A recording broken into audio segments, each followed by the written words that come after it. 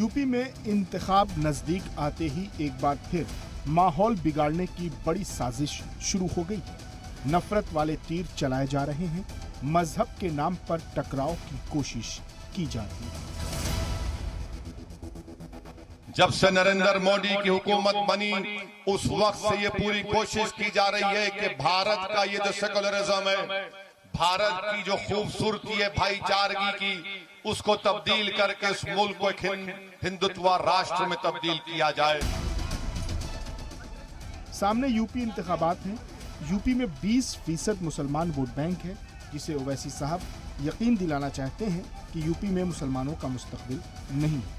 तो क्या ये सही है या फिर उन्हें धोखा देने की एक और कोशिश की जा रही है? उत्तर प्रदेश में एहतजाज हुआ तो 22 मुस्लिम नौजवानों को गोली मारकर उनकी जान ले ली गई। मुसलमानों को टारगेट किया गया गोली मारकर, खास तौर से कमजोर लोगों को, खास तौर से मुस्लिम अक़लियत को और दलितों को कि देखो हम अब ताकत में आ चुके हैं, हम अपनी मनमानी कर सकते हैं। भाईजान की दिली ख्वाहिश है कि वो यूपी में बंटवारे की सियासत के मसीहा बन जाए और यूपी का 20% मुसलमान उनके झांसे में आ जाए, क्योंकि सवाल वोट का है, इसलिए खौफ दिखाकर ही सियासत होती है।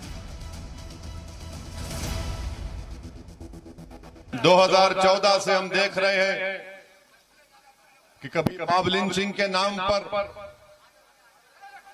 खास तौर से मुस्लिम और दलितों को निशाना बनाया जाता है। अब सवाल यही है कि कितना मुसलमानों को डराएंगे ओवैसी साहब। अपना घर संभलता नहीं तो दूसरों के घर में आकर खौफ की सियासत करेंगे। वोट के लिए मुसलमानों को गुलाम बता रहे हैं, उन्हें डरा रहे हैं, उन्हें धमका रहे हैं ताकि वो डर कर यूपी में ओवैसी को वोट दे दें। लेकिन सबसे बड़ा सवाल यही है कि क्या यूपी के मुसलमान भाईजान के इस शातिर दांव पर यकीन करेंगे? ब्यूरो रिपोर्ट, जी न्यूज़।